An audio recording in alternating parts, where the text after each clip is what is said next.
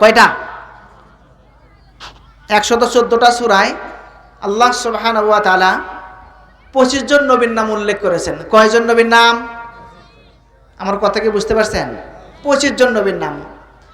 এই 25 জন নবীর মধ্যে মাত্র 6 জন নবীর নামে আল্লাহ সূরা নাজিল করেছেন। কয়জন নবীর নামে? 6 জন নবীর নাম, আর 19 জন মাইনাস। তারা হলো কারা? 1 নম্বরে নূহ আলাইহিস সালামের নামে সূরা নূহ, 2 নম্বরে হুদ আলাইহিস সালাম সূরা হুদ, 3 নম্বরে ইউনুস আলাইহিস সালাম সূরা ইউনুস, 4 নম্বরে ইব্রাহিম আলাইহিস সালাম সূরা ইব্রাহিম, 5 নম্বরে ইউসুফ আলাইহিস সালাম সূরা ইউসুফ, 6 নম্বরে আমাদের নবী মুহাম্মদ সাল্লাল্লাহু আলাইহি ওয়াসাল্লাম। এই 6 জন নবীর নামে আল্লাহ কোরআনে সূরা নাজিল করেছেন। তার মধ্যে সূরা হুদ থেকে আমি 114 নম্বর আয়াতের ছোট্ট একটা অংশ তেলাওয়াত করেছি এবং সহিহ বুখারী থেকে 2টা হাদিস উপস্থাপন করেছি ইনশাআল্লাহুল আজিজ।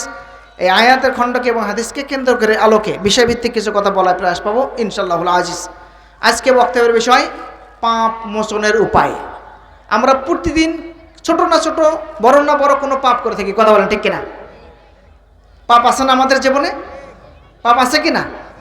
এই পাপকে মোচন করা লাগবে কেন? লাগবে কেনা? লাগবে। মরণের আগে না পরে? নিঃশ্বাস বন্ধ হয়ে গেলে এই পাপ আর ঠেকানো যাবে না। তার মানে এখনো সময় আমাদের আছে। মানুষের তওবা কবুল হয় 2টা জিনিস আসার পূর্বে। কয়টা জিনিস আসার পূর্বে? 2টা। এক, পশ্চিম আকাশে যতদিন না সূর্য উদিত হয়েছে এইটা সময় আসার আগে। এখনো কি হয়েছে নাকি? তার মানে সময় আছে। 2, যখন একেবারে মৃত্যু একেবারে কন্ট্রোলের কাছে চলে আসবে, মৃত্যুর গড়গড়ে চলে আসবে, এই সময় আসার আগে মানুষের পাপ মোচন করা হয় যদি সে তওবা করে। তার মানে আমাদের এখনো সময় আছে। কি আছে না? মনে রাখবেন, পাপ মানুষের 2 ভাগে বিভক্ত। কয় ভাগে? একটা হচ্ছে ছোট ছোট পাপ, যেটাকে সগীরা গুনাহ বলি আমরা। 2, কাবিরা গুনাহ মানে বড় পাপ। পাপ আবার 2 ভাগে বিভক্ত। একটা হচ্ছে আল্লাহর সাথে সম্পৃক্ত পাপ, আর একটা হচ্ছে মানুষের সাথে সম্পৃক্ত পাপ। আল্লাহর সাথে কি সকল সম্পৃক্ত পাপ? আপনি সালাত আদায় করেননি, এটা আল্লাহর সাথে সম্পৃক্ত পাপ। আপনি সিয়াম পালন করেননি, এইটা আল্লাহর সাথে সম্পৃক্ত পাপ। আপনি সাদাকা দেননি, এটা আল্লাহর সাথে সম্পৃক্ত পাপ। আপনি জিনা করেছেন, আল্লাহর সাথে সম্পৃক্ত পাপ। আপনি সুদ খেয়েছেন, আল্লাহর সাথে সম্পৃক্ত পাপ। যাকাতের সামর্থ্য আছে দেওয়ার জন্য, যাকাত আদায় করেননি, এগুলো আল্লাহর সাথে সম্পৃক্ত পাপ। মদ পান করেছেন, আল্লাহর সাথে সম্পৃক্ত পাপ। এই সকল পাপ আল্লাহ সহজে ক্ষমা করে দেন যদি বান্দা আল্লাহর কাছে ক্ষমা চায়। মানুষের সাথে কি সকল সম্পৃক্ত পাপ? সেটা হচ্ছে আপনি মানুষকে অন্যায়ভাবে থাপ্পড় মেরেছেন, মানুষের উপর জুলুম করেছেন, টাকা নিয়ে মারা রেখেছেন, আছে না নাই? আছে আছে। দোকানে বাকি খাইছেন, এখনও 5 বছর হয়ে গেল টাকা দেন নাই, আছে না নাই? আমরা আসলে মুমিন হতে পারিনি। যদি সত্যিকারের মুমিন হইতাম তাহলে দোকানদার আমাদের পিছু না, আমরাই দোকানদারের পিছু পিছু ঘুরতাম, কথা বলেন ঠিক কিনা? তার মানে আমরা ওই পর্যায়ে এখনো পৌঁছতে পারি নাই। এটা মানুষের সাথে সম্পৃক্ত পাপ। লক্ষ কোটি কোটি টাকা আপনি সুদ খেয়েছেন, শতবার জেনা করেছেন। আজকে রাতে উঠে যদি আল্লাহর কাছে কান্নাকাটি করেন, আল্লাহ সুবহানাহু ওয়া তাআলা আপনার পাপ ক্ষমা করবেন ইনশাআল্লাহ। কিন্তু অন্যায়ভাবে একটা মাত্র থাপ্পড় মেরেছেন ওই রিস্কাওয়ালাকে, ওই দিন মজুরকে, ওই কৃষককে, এই পাপ আল্লাহ ক্ষমা করতে পারেন? আল্লাহ বলছে, ইন্নী হারামতু যুলমা আলা নাফসি, আমি আমার নিজের উপর জুলুম হারাম করেছি, আমি এই পাপ ক্ষমা করতে পারবো যতক্ষণ না আমার বান্দা ক্ষমা করছেন। আগে বান্দার কাছে ক্ষমা চাও, বান্দা যদি ক্ষমা করে তাহলে আমি এই পাপ ক্ষমা করতে পারবো। তাহলে পাপ কয় ভাগে বিভক্ত? 2, একটা আল্লাহর সাথে আর একটা মানুষের সাথে। ইন্নাল মুমিনিনা ইযা আযনাবা কানাত, যখন কোনো মুমিন বান্দা পাপ করে, ভাই আমার কথা কি বোঝা যাচ্ছে? ইন্নাল মুমিনিনা ইযা আযনাবা কানাত, যখন কোনো মুমিন বান্দা পাপ করে, আমরা প্রত্যেক দিন না ছোট না বড় পাপ করে থাকি, করি না? পাপ করার সঙ্গে সঙ্গেই সাউদু ফি কলবিহি, তার অন্তরে একটা কালো স্পট পড়ে যায়। এই যে সাদা জামা, একটা কালো স্পট যদি পড়ে যায় তাহলে কি দেখা যাবে না? একটা মরিচা পড়ে যায়, একটা জং ধরে যায়। ফাইনতাবা আস্তাগফিরান কাসিরান ফাইনতাবা, যদি সে তওবা করে, সুকিলা কলবিহি, আল্লাহ ওই অন্তরে যে স্পটটা আছে এটা আল্লাহ দূরীভূত করে দেয়। আর যদি তওবা না করে তাহলে ওই স্পটটা পর্যায়ক্রমে বড় হতে থাকে। এক পর্যায়ে গিয়ে তার সাদা অন্তরটা একেবারে ছেয়ে যায়, ঢেকে যায়। যে মরিচার কথা, যেই স্পটের কথা আল্লাহ কোরআনে বলছে, সূরা মুতাফফিফিনে বলছে কাল্লা বাল রানা আলা কুলুবিহিম মা কানু ইয়াকসাবুন, এটা যে তাদের মরিচা পড়ে গেছে, এটা তাদের প্রতিনিয়ত কামাই। তারা অন্যায় করেছে, জুলুম করেছে, পাপ করেছে, কিন্তু কোনোদিন ক্ষমা চায়নি। এই যে আমরা দিন রাত পাপ করে যাচ্ছি, অপরাধ করে যাচ্ছি, গুনাহ করে যাচ্ছি, এই পাপ হবে, এই পাপ আপনার ক্ষমা হবে দুইভাবে। কয়ভাবে? এত কথা কি আপনাদের মনে থাকবে? এই পাপ ক্ষমা হবে কয়ভাবে? দুইভাবে। এক, আল্লাহর কাছে যদি আপনি ক্ষমা চেয়ে থাকেন তাহলে আল্লাহ ক্ষমা করে দিবেন। দুই, কোনো ভালো কাজের বিনিময়ে আল্লাহ আপনার পাপকে মোচন করে দিবেন। সুবহানাল্লাহ। তো কি কি ভালো কাজ, এটা আমরা আজকে একটা একটা করে শুনবো ইনশাআল্লাহ। পাপ মানুষ করবেই, প্রত্যেকটা আদম সন্তানই অপরাধী। কুল্লু বনি আদম খাত্তাউন ওয়া খায়রুল খাত্তাইন তাওয়াবুন, প্রত্যেকটা আদম সন্তানই অপরাধী, প্রত্যেকটা আদম সন্তানের পাপী, প্রত্যেকটা আদম সন্তানের ভুলকারী। ওই পাপী সবচেয়ে উত্তম পাপী, ওই পাপী সবচেয়ে ভুলকারী, ওই ভুলকারী সবচেয়ে উত্তম ভুলকারী, যে ভুল করে, পাপ করে, অপরাধ করে আল্লাহর কাছে ক্ষমা চায়। এই জন্য আল্লাহর কাছে ক্ষমা চাইতে হবে। একটু আগে শুনলেন, সম্মানিত উপস্থিতি, যেহেতু শয়তান আমাদের পিছনে লেগে আছে, শয়তান কখনোই চায় না যে আপনি নেক আমল করেন। শয়তান কি এটা চায়? শয়তান মুস্তাদরাক হাকিমের হাদিস 7672 7672 নম্বর হাদিস, এটা আল্লাহকে বলছেন, একদিন চ্যালেঞ্জ করছেন শয়তান। কার সাথে? আল্লাহর সাথে। ওই ইজ্জতিকা ইয়া রব, হে আমার প্রতিপালক, তোমার ইজ্জতের কসম, তোমার মান মর্যাদার কসম, লা আবরুক বিমা দামাত আর জাসাদি আরওয়াহুম ফি জাসাদিহিম, তোমার এই আদম সন্তানের, তোমার এই বান্দার দেহে যতদিন আত্মা রয়েছে, যতদিন রুহু রয়েছে, যতদিন জীবন রয়েছে, প্রতিনিয়ত, প্রত্যেক সেকেন্ডে সেকেন্ডে, প্রতি মুহূর্তে মুহূর্তে আমি এদেরকে পাপ কাজে জড়িত করব। শয়তান কি বলেছে আল্লাহকে? ও রব্বুল আলামিন, তোমার ইজ্জতের কসম করে বলছি, আমি এদেরকে প্রতিনিয়ত আমি এদেরকে পাপ কাজ করাবো।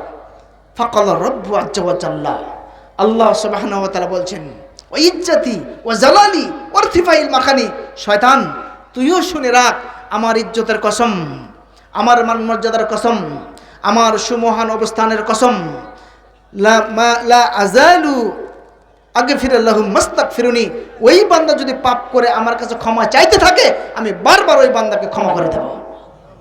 দেখছেন, শয়তান শুধু একবার বলছে ওই ইজ্জতিকা ইয়া রব, হে আমার প্রতিপালক, তোমার ইজ্জতের কসম। আল্লাহ সুবহানাহু ওয়া তাআলা তিনবার কসম খেয়েছেন, ও ইজ্জতি ও জালালি ও ইরতিফাইল মাকানি, আমার ইজ্জতের কসম, আমার মান মর্যাদার কসম, আমার সুমহান অবস্থানের কসম, বান্দা যদি আমার কাছে ক্ষমা চায় আমি ক্ষমা করে দেব। তো আমরা আজকে একটা একটা করে শুনবো পাপ মোচনের উপায়। তো বক্তব্য শুরু হওয়ার আগে আবারও তাদের প্রতি আমি দৃষ্টি আকর্ষণ, যারা এখনও চায়ের স্টলে বা রাস্তায় ঘোরাফেরা করছেন, আসুন কিছু জেনে আমরা যেন তদনুযায়ী আমল করতে পারি। আল্লাহ সুবহানাহু ওয়া তাআলা আমাদেরকে আজকের আলোচনা বুঝে শুনে মানার তৌফিক দান করুন, সকলে বলি আল্লাহুম্মা আমিন। সম্মানিত উপস্থিতি, এক নম্বর পাপ মোচনের উপায়, মহান আল্লাহ সুবহানাহু ওয়া তাআলা বলছেন, ইন্নাল হাসানাতু ইউযহিবনা সাইয়্যা, নিশ্চয়ই ভালো কাজ পাপ কাজকে দূরীভূত করে, নিশ্চয়ই ভালো কাজ মন্দ কাজকে দূরীভূত করে, নিশ্চয়ই সৎ কাজ অসৎ কাজকে মিটিয়ে দেয়। এক নম্বর ভালো কাজ জিকির বা মাজলিসে বসা। এরকম যদি কোরআন হাদিসের মাজলিস হয়, সেখানে যদি বসে পড়ে। আচ্ছা, আমরা কি জানি যে আল্লাহর কতগুলো ফেরেশতা আছে? এটা কি আমাদের জানা আছে? কয় হাজার ফেরেশতা আছে? বাংলাদেশের কত সেনাবাহিনী আছে সরকার জানে কি না? কত পুলিশ আছে সরকার জানে কি না? জানে, কিন্তু আমরা হয়তো জানি না, অনেকে জানতে পারে। তো আল্লাহ সুবহানাহু ওয়া তাআলার অসংখ্য ফেরেশতা আছে। কত ফেরেশতা আছে এটা আল্লাহ ছাড়া আর কেউ জানে না। আমি দুইটা ফেরেশতার নাম বলি, দুই জায়গার ফেরেশতার। কত ফেরেশতা আপনারা বুঝে নেবেন। সপ্তম আসমানের উপরে একটা জায়গা আছে, তার নাম বাইতুল মাআমুর। কি নাম? বাইতুল মাআমুর। রাসূল আকরাম সাল্লাল্লাহু আলাইহি ওয়াসাল্লাম যখন মেরাজের রাত্রে গেলেন, সপ্তম আসমানের উপরে গেলেন, তখন তিনি বলছেন, ফা রফিয়ালি বাইতুল মাআমুর, আমার নিকট বাইতুল মামুর প্রকাশ করা হলো, দেখানো হলো। ফাসালতু, আমি জিজ্ঞাসা করলাম জিব্রাইলকে। জিব্রাইল বলছেন, ফাকাল জিব্রাইল বলছেন, হাযা বাইতুল মামুর, এটা হচ্ছে বাইতুল মামুর। ফিহি ইউসাল্লি কুল্লি ইয়ামি ৭০,০০০ মালাক। এই বাইতুল মামুরে প্রত্যেক দিন ৭০,০০০ করে ফেরেশতা প্রবেশ করে, সালাত আদায় করে বের হয়ে যায়। আবার ৭০,০০০ করে প্রবেশ করে, সালাত আদায় করে বের হয়ে যায়। আবার ৭০,০০০ করে ঢোকে, সালাত আদায় করে বের হয়ে যায়। যেই দল একবার ঢোকার বাইতুল মামুরে চান্স পেয়েছে, সুযোগ পেয়েছে, কিয়ামত হয়ে যাবে, আর কোনো সুযোগ থাকবে। তাহলে ফেরেশতা কত আছে ভাই? কত ফেরেশতা আছে বলেন? আরেকটা ফেরেশতার কথা বলি। যখন বিচার কার্য শুরু হয়ে যাবে, তখন আল্লাহ সুবহানাহু ওয়া তাআলা জাহান্নামকে টেনে আনতে বলবেন। ইউতাবি জাহান্নামা ইয়াউমাইযাল্লাহা, জাহান্নামকে টেনে আনা হবে। মা কুল্লি জিমামিন সাবুনা আলফ, এই জাহান্নামের ৭০,০০০ লাগাম আছে। কি আছে? কি ঘুম আসছেন নাকি? লাগাম চেনেন? লাগাম কেন লাগাম আমরা ব্যবহার করি বলেন তো? এই গরু হোক ঘোড়া হোক, এটা কন্ট্রোল করার জন্য। কথা বলেন ঠিক কিনা? বড় গরু দুইটা লাগাম দুই পাশে আছে না? তো এই জাহান্নামের ৭০,০০০ লাগাম আছে। মা কুল্লি জিমামিন সাবউনা আলফিন মালাক, প্রত্যেকটা লাগামের সাথে থাকবে ৭০,০০০ করে ফেরেশতা। বুঝাতে পারিনি মনে হয়। ১ নম্বর লাগামে থাকবে ৭০,০০০, ২ নম্বর লাগামে থাকবে ৭০,০০০, ৩ নম্বর লাগামে থাকবে ৭০,০০০, ৪ নম্বরে থাকবে ৭০,০০০, ৫ নম্বরে থাকবে ৭০,০০০, ৬ নম্বরে থাকবে ৭০,০০০। ৭০,০০০ লাগামে কত ফেরেশতা আছে আপনারা একটু হিসাব করবেন। এই যে বিশাল আসমান, বিশাল যে ডেকোরেশন দেখতেছেন, উপরে আসমানটা আছে না? এই আসমানটা কি এমনি আছে? কি আপনার ঘুম আসছেন নাকি? বিশাল যে আসমান, এই আসমানটা ৮ জন ফেরেশতা ধরে আছে। কয়জন? এদের দেহের আকৃতি এত বড়, এদের দেহের আকৃতি এত বড়। আল্লাহ নবী সাল্লাল্লাহু আলাইহি ওয়াসাল্লাম বলেছেন, দেহের ওই ফেরেশতার কানের লতি আর কাঁধ এটা কয় ইঞ্চি হবে ভাই বলেন তো? ২ থেকে ৩ ইঞ্চি। কথা বলেন ঠিক কিনা?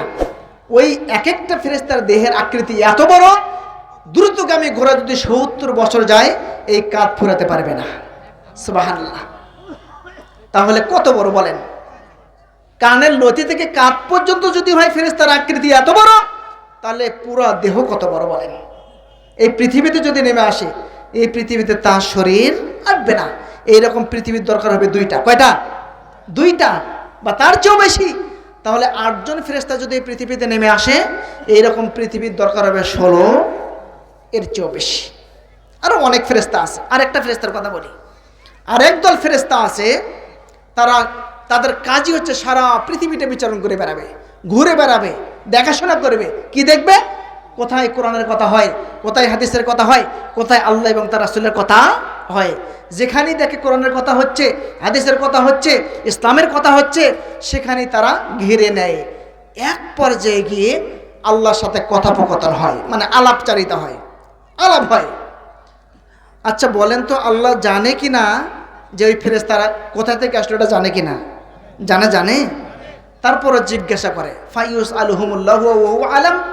যদিও আল্লাহ সব জানেন, তারপরে জিজ্ঞাসা করেন, ও ফেরেশতারা মিন আইনা জিতুম, তোমরা কোথায় থেকে আসলা? আল্লাহ জানে কিন্তু তারপরে জিজ্ঞাসা করতেছে, মিন আইনা জিতুম, তোমরা কোথায় থেকে আসলা? ফেরেশতারা বলে, জিনা মিন ইনদাইফাতাকা ফিল আরদে ইউসাব্বিহুনাকা ইউকাব্বিরুনাকা ইউমাজ্জিদুনাকা ইউহামিদুনাকা ওয়া ইউসআলুনাকা। ও রব্বুল আলামিন, এমন কিছু বান্দাদের কাছ থেকে আসলাম যারা আপনার তাসবিহ তাহলিল করে, জিকির আজগার করে, বরত্ব বলে ঘোষণা দেয়, মহত্ব বলে ঘোষণা দেয়, আপনাকে মর্যাদা সম্পন্ন করে, আপনার প্রশংসা। কি একটু আগে করলাম না আমরা? করলাম। ঠিক এই কথাগুলো আল্লাহর কাছে বলে ফেরেশতা। রব্বুল আলামিন তারা শুধু তাসবিহ পাঠ করে না, তারা শুধু পবিত্রতা বর্ণনা করে না, তারা শুধু আপনাকে বরত্ব বলে ঘোষণা দেয় না, আপনাকে মহত্ব বলে ঘোষণা দেয় না, শুধু তারা প্রশংসাই করে না, ও ইয়াসআলুনাকা, তারা আপনার নিকট কিছু চায়। এখানে কি আপনারা এমনি আসছেন? কোনো লাভের জন্যই তো আসছেন, কিছু পাওয়ার জন্যই তো আসছেন। কথা বলেন ঠিক কিনা? ইয়াসআলুনাকা, তারা আপনার নিকট কিছু চায়। আল্লাহ বলেন, মাজা ইয়াসআলুনি, তারা আমার কাছে কি চায়? আচ্ছা বলেন তো, আল্লাহ কি, আমরা কি চাই আল্লাহ জানেন কি না? আল্লাহ চাচ্ছে, তোদের মুখ থেকে আমি শুনতে চাই যে আমার বান্দা কি চায়। মাজা ইউসআলুনি, ফেরেশতারা বলে রব্বুল আলামিন ইউসআলুনাকা জান্নাতাকা, আল্লাহ তারা আপনার জান্নাত চায়। সুবহানাল্লাহ। কি আপনারা চান না? আল্লাহ কথা আবার ভিড়াচ্ছেন, আবার বলতেছেন, কাইফা হাল রাআল জান্নাতি, ও ফেরেশতারা তারা কি আমার জান্নাত দেখেছে? আমরা কি জান্নাত দেখছি কিনা আল্লাহকে জানেন না? আল্লাহ জিজ্ঞাসা করে, আচ্ছা তারা কি আমার জান্নাত দেখেছে? আচ্ছা বলো তো, তারা যদি জান্নাত দেখতো তাহলে ব্যাপারটা কেমন হয়ে যেত? ফেরেশতা বলে রব্বুল আলামিন, তারা শুধু আপনার জান্নাতে চায় না, তারা ইস্তাজিরুনাকা, তারা আপনার নিকট মুক্তি চায়। আল্লাহ বলে মিম্মা ইস্তাজিরুনি, তারা আমার থেকে কোন জিনিস থেকে মুক্তি চায়? আল্লাহ তখন ফেরেশতারা বলেন ইস্তাজিরুনাকা মিন নারিকা, আল্লাহ তোমার ওই ভয়াবহ আগুন থেকে, তোমার ওই নার থেকে, তোমার ওই জাহান্নাম থেকে তারা মুক্তি চায়। এবার ফেরেশতারা বলছে আল্লাহ তারা শুধু জান্নাতি চায় না, তারা শুধু জাহান্নাম থেকে মুক্তি চায় না, ইস্তাগফিরুনাকা, তারা জীবন চলার পথে অন্যায় করেছে, পাপ করেছে, অপরাধ করেছে, গুনাহ করেছে, নিজের নফসের সাথে জুলুম করেছে, এই যে ভুল করেছে, এই যে পাপ করেছে, এই পাপ থেকে তারা ক্ষমা চায়, এই পাপ থেকে তারা ক্ষমা চায়। আল্লাহ বলছেন কদ গাফারতু লাহুম, হ্যাঁ আমি তাদেরকে ক্ষমা করে দিলাম। কি বুঝলেন? আমি তাদেরকে ক্ষমা করে দিলাম, তারা যা চায় তা দিয়ে দিলাম, যা থেকে বাঁচতে চায় সেখান থেকে আমি তাদেরকে বাঁচিয়ে দিলাম। ফেরেশতারা মহা মুশকিলে পড়ে গেলেন। রব্বি বিহিম ফুলান আব্দুল খত্তাউন, ও রব্বুল আলামিন, তাদের মধ্যে অমুক বান্দা পাপী বান্দা। কি আমাদের মধ্যে কি সবাই ভালো মানুষ? কম বেশি পাপ আছে না ভাই? বলে আল্লাহ তাদের মধ্যে যে অমুক বান্দা পাপী বান্দা, ইন্নামা মাররা ফাজালাসা মাআহুম, তারা তাদের সাথে বসে গেছে, আপনি কি তাকেও ক্ষমা করে দিলেন? আল্লাহ বলছে আল্লাহু গাফারতু লাহুম, হ্যাঁ আমি তাকে সহ ক্ষমা করে দিলাম। সুবহানাল্লাহ। আল কমলা ইশকা ফিজালিসাহুমা, ওরা এমন একটা দল, ওরা এমন একটা জাতি, ওরা এমন একটা গোত্র, ওরা এমন একটা দল হয়ে গেছে, আমি তাদের কাউকে বঞ্চিত করি না। অত্র হাদিস প্রমাণ করে যারা মজলিসে বসে, কোরআনের তাফসিরে বসে, কোরআন হাদিসের বৈঠকে বসে, আল্লাহ তাদের অতীতের সমস্ত পাপ ক্ষমা করে দেয়। সুবহানাল্লাহ। সম্মানিত মা বোনেরা, আপনাকে বলছি, আপনারা অনেক আসছেন, এ কথা বোঝা যাচ্ছে, জানা যাচ্ছে, একে অপরকে জায়গা করে দেন, সবাই আমরা তাদেরকে শোনার সুযোগ দান করি। আপনাকে আল্লাহ সুবহানাহু ওয়া তাআলা যা যায় খায় দান করবেন। অনেক মা বোনেরা নাকি ঘুরে যাচ্ছে, আপনারা কাইন্ডলি একটু চেপে চেপে বসেন, একে অপরকে একটু জায়গা করে দেন, ইনশাল্লাহ আপনার লাভ ছাড়া ক্ষতি হবে না। আর যারা আমরা রাস্তায় এখনও এলোমেলোভাবে ঘোরাফেরা করছি, দ্বিতীয় বক্তা অল্প কিছুক্ষণের মধ্যে আসবে, ইনশাল্লাহ আপনাদেরকে প্রাণ খুলে আলোচনা শোনাবে। বলছিলাম আজকে বক্তব্যের বিষয় কি? গুনাহ মাপের উপায়। 1 নম্বরটা বলেছি, 2 নম্বরটায় চলে আসুন। একটু আগে নাসিম কথা বলে গেল, ইস্তেগফার বেশি বেশি করে পড়তে হবে। ইস্তেগফার, আস্তাগফিরুল্লাহিল্লাযী লা ইলাহা ইল্লা হুয়াল হাইয়ুল কাইয়্যুম ওয়া আতুবু ইলাইহি, এটা জানা আছে সবার? এটা জানা আছে? খাইতে, বসতে, উঠতে, শুইতে, যেখানে সময় পাবেন সেখানে এটা বলার চেষ্টা করবেন। এটার যে কত পর এটা আমরা জানি? এটা জানি না। আল্লাহ নবী সাল্লাল্লাহু আলাইহি ওয়াসাল্লাম তার সামনের গুনাহ, পেছনের গুনাহ, ডানের গুনাহ, বামের গুনাহ, সমস্ত গুনাহ ক্ষমা করে দেওয়া হয়েছে। তিনি দৈনিক 100 বার করে পড়তেন, তিনি দৈনিক 70 বার করে এই দোয়া পড়তেন। আমরা এমন ব্যস্ত হয়ে পড়েছি, আমরা দিনে একবারও বলার সুযোগ নাই। পাপ 2 ভাগে বিভক্ত বলছিলাম, 1 বড় বড় পাপ, 2 ছোট ছোট পাপ। বড় বড় পাপের মধ্যে 60টা খুব মারাত্মক ধরনের পাপ। কয়টা? 60টা মারাত্মক ধরনের পাপ। সেগুলো কি কি? আল্লাহ নবী সাল্লাল্লাহু আলাইহি ওয়াসাল্লাম বলছেন ইজতানিবু সাবআ মুবিকাত, ও আমার সঙ্গী সাথী, ও আমার সাহাবারা, তোমরা 60টা ভয়ঙ্কর পাপ থেকে বেঁচে থাকো, তোমরা 60টা মারাত্মক পাপ থেকে বেঁচে থাকো, তোমরা 60টা ভয়ঙ্কর পাপ থেকে বেঁচে থাকো। 1 আশিরক বিল্লাহ, আল্লাহর সাথে শরীক করা। 2 আশাইরু, জাদু করা। 3 আল কতলুন নাফস আল্লাতী হারামাল্লাহু বিল হক, অন্যায়ভাবে মানুষকে হত্যা করা, আল্লাহ যাকে হারাম করেছেন। 4 ওয়াকিলুর রিবা, সুদ খাওয়া। 5 ওয়াকিলু মাল ইয়াতিম, ইয়াতিমের মাল অন্যায়ভাবে ভক্ষণ করা। 6 ওয়াতাওয়াল্লা ইয়াউমাজ জুফ, যুদ্ধের ময়দান থেকে পলায়ন করা। 7 ওয়াকদফু মুহসিনাতিল মুমিনাতিল গাফিলা, কোন সতী সাধবী নারীর প্রতি জেনার মিথ্যা অপবাদ দেওয়া। কয়টা হলো? 7টা। আমার বলি, 1 শিরিক করা, 2 জাদু করা, 3 অন্যায়ভাবে মানুষকে হত্যা করা, 4 সুদ খাওয়া, 5 ইয়েতিমের মাল অন্যায়ভাবে ভক্ষণ করা, 6 যুদ্ধের ময়দান থেকে পলায়ন করা, 7 কোনো সতী সাধবী নারীর প্রতি জেনার মিথ্যা অপবাদ দেওয়া। 1 নম্বরে কি ভাই? শিরিক করা। কি করা? আমরা করি কি না? করি। পৃথিবীতে যত পাপ আছে, পৃথিবীতে যত জুলুম আছে, যত অন্যায় আছে, সর্বশ্রেষ্ঠ জুলুম, সবচেয়ে মহাপাপ হচ্ছে আল্লাহর সাথে শিরক করা। করি না?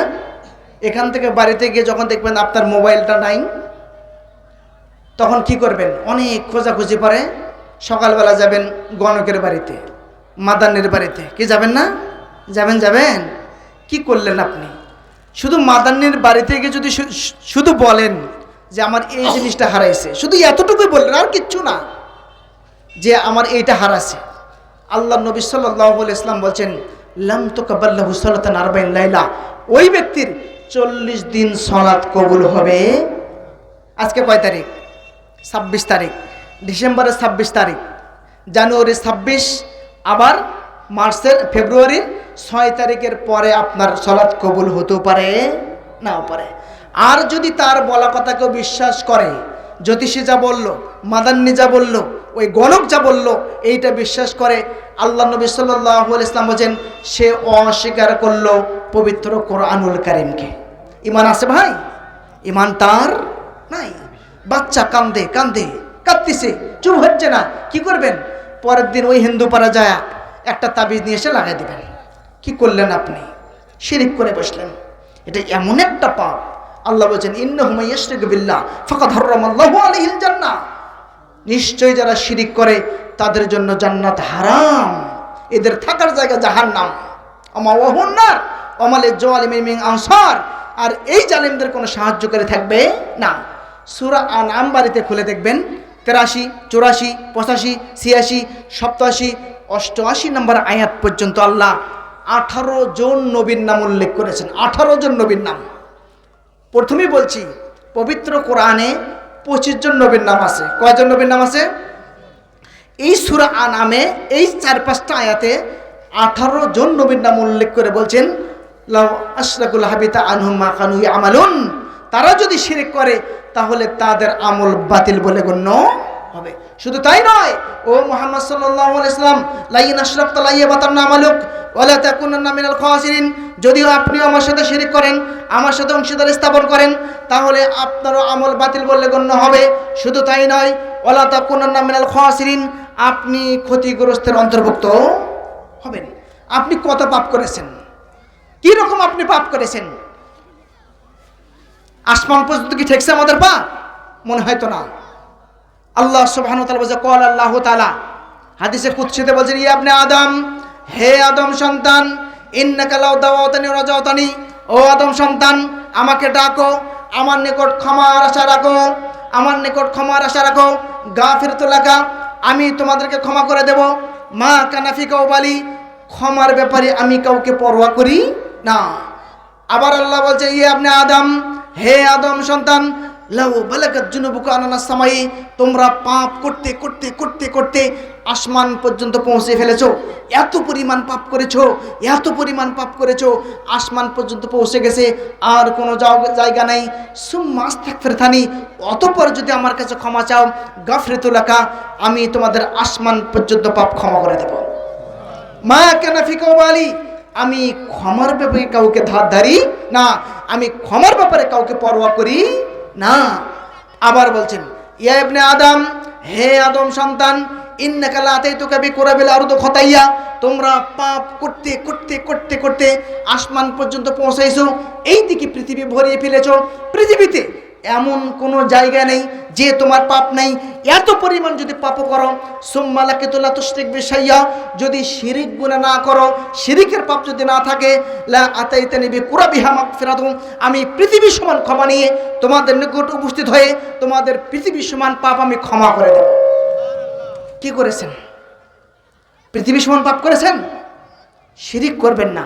আল্লাহ নবী সাল্লাল্লাহু আলাইহি ওয়াসাল্লাম মুয়াজকে বলছেন, ও মুয়াজ, কখনো আল্লাহর সাথে শিরিক করো না। ওয়াইন কুতিলতা ওয়া হুররিকতা, যদি তোমাকে হত্যা করা হয়, যদি তোমাকে আগুনে নিক্ষেপ করা হয়, তবু আল্লাহর সাথে শিরিক করো না। শিরিক করা যাবে না ভাই। কিছু হলে আমাদের ঈমান দুর্বল, কিছু হলে আমরা শিরিক করে বসি।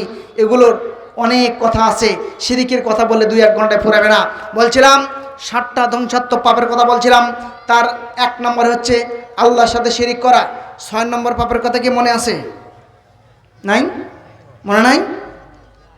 যুদ্ধের ময়দান থেকে পালিয়ে আসা, একটু আগে বলছে যুদ্ধের ময়দান থেকে পালিয়ে আসা। মান ক্বালা আস্তাগফিরুল্লাহিল্লাযী লা ইলাহা ইল্লা হুয়াল হাইয়ুল কাইয়্যুম ওয়া আতুবু ইলাইহি, আল্লাহ নবী বলেছে কোন ব্যক্তি যদি আস্তাগফিরুল্লাহিল্লাযী লা ইলাহা ইল্লা হুয়াল হাইয়ুল কাইয়্যুম এই কথা বলে, তাহলে কদ ফাররা মিন ইয়াহমুজুফ, যুদ্ধের ময়দান থেকে পালিয়ে আসা ব্যক্তি 60টা ধ্বংসাত্মক পাপের মধ্যে 6 নম্বর পাপ করেও যদি এসে যদি এই কথা বলে, আল্লাহ সুবহানাহু ওয়া তাআলা তাকেও ক্ষমা করে দিবেন। এটার পাওয়ার, এটা কি এর ক্ষমতা, এর পাওয়ার। কিন্তু আমাদের পড়ার সময় নেই, যাদের মুখস্থ নাই জরুরিভাবে মুখস্থ করে আমরা নেব ইনশাআল্লাহ। বলছিলাম পাপ মোচনের উপায়, 1 নম্বরে কোরআন হাদিসের মজলিসে বসা, মনে আছে? 2 নম্বরে ইস্তেগফার বেশি বেশি পড়া। 3 নম্বরে ওযু করা। কি করা? ওযু করা। শুধু ওযু করবেন, সালাত আদায় করবেন না, ওযু করতে হবে। মনে রাখবেন, যখন আমরা ওযু করি, ওযু করার সময় নাকের ডগা থেকে, কানের লতি থেকে, দাড়ির একেবারে শেষ থেকে, হাতের আঙ্গুলের মানে শেষ থেকে টপ টপ করে বিন্দু বিন্দু পানি ঝরে। কি ঝরে কিনা? প্রত্যেকটা পানির বিন্দুর সাথে, প্রত্যেকটা পানির ফোঁটার সাথে আল্লাহ সুবহানাহু ওয়া তাআলা আপনার পাপগুলোকে ক্ষমা করতে থাকেন। শুধু তাই না, আল্লাহ নবী সাল্লাল্লাহু আলাইহি ওয়াসাল্লাম অন্য হাদিসে বলছেন, মান তাওয়াদ্দা ফা আহসান ওযুআ, যদি কোনো ব্যক্তি সুন্দর করে ওযু করে, যদি কোনো ব্যক্তি উত্তমভাবে ওযু করে, রাসূলের পদ্ধতি অনুযায়ী খেয়াল করে ওযু করে, খরাজাত খতাইয়ু মিন জাসাদিহি, তার শরীর থেকে, তার আমলনামা থেকে পাপ মোচন করা হয়, শরীর থেকে পাপ বের করা হয়, হাত্তা তাখরুজু তাহতাল আসফার, এমনকি নখের নিচ বলছেন, আইসটা চেনেন, এই আইসটার নিচেও যদি ছোট্ট পাপ থাকে, আল্লাহ এই পাপ পর্যন্ত ক্ষমা করে দেন। ওযু করতে হবে রাসূলের পদ্ধতি অনুযায়ী। আমরা তো অনেক সময় মসজিদে যাই, মসজিদে গিয়ে টিউবওয়েল চেপে চেপে ওযু করি, তাই নাকি? কিংবা এখন মসজিদের টেপ আছে, সেখানে গিয়ে ওযু করি, এটা না?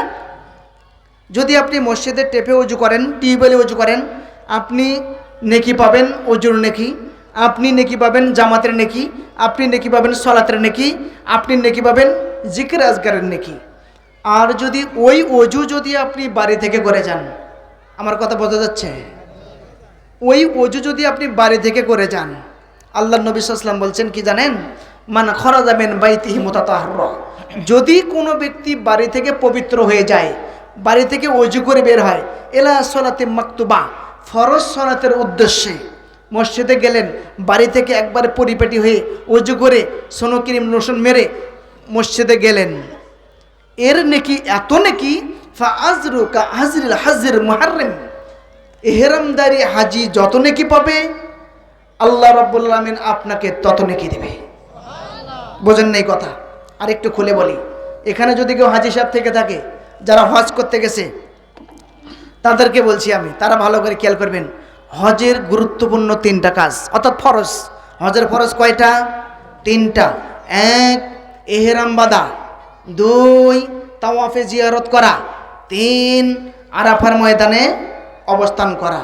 আরাফার মাঠে দেখেন না, লাব্বাইক আল্লাহুম্মা লাব্বাইক লা শারীকা লাকা লাব্বাইক ইন্নাল হামদা ওয়ান নি'মাতা লাকা ওয়াল মুলক লা শারীকা লা, কি হাজিরা বলেন এটা? বলে গুরুত্বপূর্ণ এই 3টা কাজ। ইহরাম বাঁধা মানে, ইহরাম যখন কোনো হাজি সাহেব বাঁধে, অনেক বৈধ কাজও অবৈধ হয়ে যায়। আপনি চুল কাটতে পারবেন না, গোপ কাটতে পারবেন না, বগলের লোম পরিষ্কার করতে পারবেন না, স্ত্রীর কাছে থাকতে পারবেন না, এই ধরনের কোনো কাজ করা যাবে, যদিও বৈধ, কিন্তু আপনি সকল কাজ করতে পারবেন না। আপনি সেলাওয়ালা কাপড় পরতে পারবেন না, সেলাইবিহীন 2টি কাপড় পরতে হয় ইহরামধারী হাজি। এই 3টা গুরুত্বপূর্ণর মধ্যে একটা হচ্ছে ইহরাম বাঁধা। ইহরাম বাঁধলে ওই হাজি যত নেকি পাবে, আপনি বাড়ি থেকে ওযু করে গেলে আপনাকে আল্লাহ তত নেকি দান করবেন। তাহলে আপনি পাবেন ইহরামদারি হাজির নেকি, জামাতের নেকি, সালাতের নেকি, ওযুর নেকি, পাবেন জিকির আজকারের নেকি।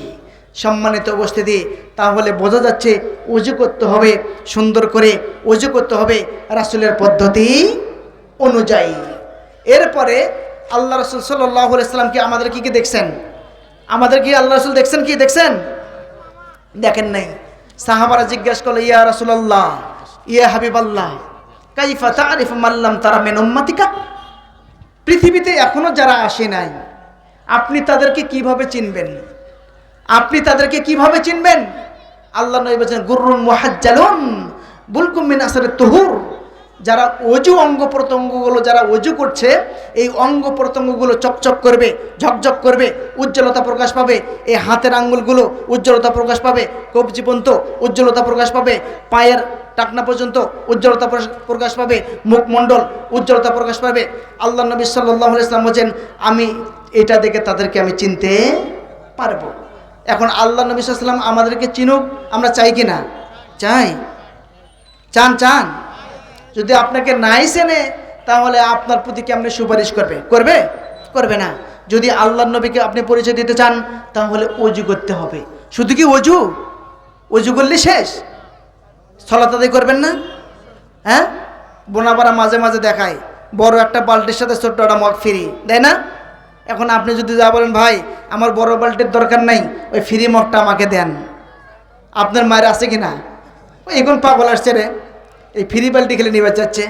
বড় বালতি কিনবেন, তারপর আপনার জন্য ছোট মগ ফ্রি নিতে গেলে আপনাকে মায়ের অবশ্যই খেতে হবে। শুধু ওযু করলেই হবে না, সালাত আদায় করতে হবে। তাহলে বোঝা যাচ্ছে পাপ মোচনের অন্যতম উপায় হচ্ছে সুন্দর করে ওযু করা, জিকিরে মজলিসে বসা। 3 নম্বরে বলছিলাম ইস্তেগফার বেশি বেশি পড়া। 4 নম্বরে আমরা এখন চলে আসি। খুব শর্ট দিতে বক্তা আসছে, ওনার সময় আমি আর নষ্ট করতে চাচ্ছি না, শেষ করে দেবো। আজানের দোয়া, এটা বলে আজানের দোয়া, আজানের জবাব দিতে হবে। ইজা সামিউতুমুল মুআজ্জিনা ফাকুলু মিসলা মা ইয়াকুল, আল্লাহ নবী বলেন যখন মুয়াজ্জিন যা বলে তোমরা তাই বলো।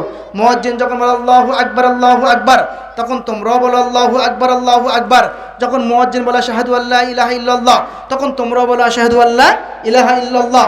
যখন মুয়াজ্জিন বলে আশহাদু আন্না মুহাম্মাদুর রাসূলুল্লাহ, তখন তোমরাও বলো আশহাদু আন্না মুহাম্মাদুর রাসূলুল্লাহ। যখন মুয়াজ্জিন বলে হাইয়া আলাস সালাহ, তখন তোমরা বলো লা হাওলা ওয়ালা কুওয়াতা ইল্লা বিল্লাহ। যখন মুয়াজ্জিন বলে হাইয়া আলাল ফালাহ, তখন তোমরা বলো লা হাওলা ওয়ালা কুওয়াতা ইল্লা বিল্লাহ। যখন মুয়াজ্জিন বলে আল্লাহু আকবার, তখন তোমরা বলো আল্লাহু আকবার। যখন মুয়াজ্জিন বলে লা ইলাহা ইল্লাল্লাহ, তখন তোমরা বলো লা ইলাহা ইল্লাল্লাহ। এই হাদিসের শেষে রাসূল সাল্লাল্লাহু আলাইহি ওয়াসাল্লাম বলেন মিন ক্বাবলিহি দাখালাল জান্নাহ। এই বাক্যগুলো, এই শব্দগুলো যে মনে প্রাণে ভয়ভীতি নিয়ে পাঠ করবে, ইয়াকিনের সহিত, দৃঢ় বিশ্বাসের সহিত, ওই ব্যক্তিকে আল্লাহ জান্নাতে প্রবেশ করাবেন। এই আজানের জবাব দেওয়ার পরে সুম্মা সাল্লু আলাইয়া, আল্লাহ নবী বলেন তোমরা আমার উপর দরুদ পেশ করো। মান সাল্লু আলাইয়া সালাতান সাল্লাল্লাহু বিহি আশরা, যে ব্যক্তি আল্লাহ রাসূলের প্রতি একবার দরুদ পড়বে আল্লাহ সুবহানাহু ওয়া তাআলা তার প্রতি 10 বার রহম বর্ষণ করবেন। সেটা কি? আল্লাহুম্মা সাল্লি আলা মুহাম্মদ ওয়া আলা আলি মুহাম্মাদিন কামা সাল্লাইতা আলা ইব্রাহিম ওয়া আলা আলি ইব্রাহিম ইন্নাকা, যেটা আমরা দরুদ ইব্রাহিম পড়ি। এরপরে আজানের দোয়া করবেন আল্লাহুম্মা রাব্বা হাযিহি দাওয়াতিত তাম্মাহ ওয়াস সালাতিল কায়িমা আতি মুহাম্মাদিন ওয়াসিলাতাল ফাদিলা। এই দোয়া পড়ার পরে আল্লাহ নবী বলছেন যদি কেউ পড়ে হাল্লাত লাহু শাফাআতুল ইয়াউমাল কিয়ামা, তাহলে কিয়ামতের দিন ওই উম্মতের প্রতি আমার শাফাআত জরুরি হয়ে যাবে। পড়ি না? যেখানে আছেন, যে অবস্থায় আছেন, ওই অবস্থায় আপনি আজানের জবাব দেবেন। আর আমার মা বোনেরা কি করে জানেন? যখনই আজান দেয় মাথায় কাপড় দেয়। কথা বলেন ঠিক কিনা? মাথায় কাপড় দেওয়া লাগবে কেন? ওটা দেওয়া থাকারই কথা। কি মাথায় তো কাপড় দেওয়াই থাকারই কথা। কি দেখাতে চাচ্ছেন আপনি? মাথায় কাপড় দেবেন আর সালাত আদায় করবেন না? ওই মাথায় কাপড় দেওয়ার কোনো দাম নাই। আপনি সালাত আদায় করেন, মাথায় কাপড় তো দেওয়া থাকার কথা, আপনি কেন দেবেন? সম্মানিত উপস্থিতি, আপনি যে অবস্থায় আছেন, ভ্যানে আছেন সেখান থেকে দেন, কৃষিকাজে আছেন সেখান থেকে দেন, অফিস আদালতে আছেন সেখান থেকে আপনি জবাব দিতে পারেন। তাহলে কি হবে? মুয়াজ্জিনকে যা দেওয়া হবে, মুয়াজ্জিনকে যে পরিমাণ নেকি দেওয়া হবে, আপনাকেও সেই পরিমাণ নেকি দেওয়া হবে। এরপরে আপনি আরেকটা দোয়া পড়বেন আশহাদু আল্লা ইলাহা ইল্লাল্লাহু ওয়াহদাহু লা শারীকা লাহু ওয়া আন্না মুহাম্মাদান আবদুহু রাসূলুহু রাদিতু বিল্লাহি রাব্বা ওয়া বি মুহাম্মাদির রাসূলা ওয়া বি ইসলামি দীনা। এই 3টা শব্দ যদি পড়েন, আল্লাহর নবী সাল্লাল্লাহু আলাইহি ওয়াসাল্লাম বলেন গুফিরা লাহু জামবুহু, আল্লাহ ওই ব্যক্তির অতীতের সমস্ত পাপ আল্লাহ ক্ষমা করে দেন।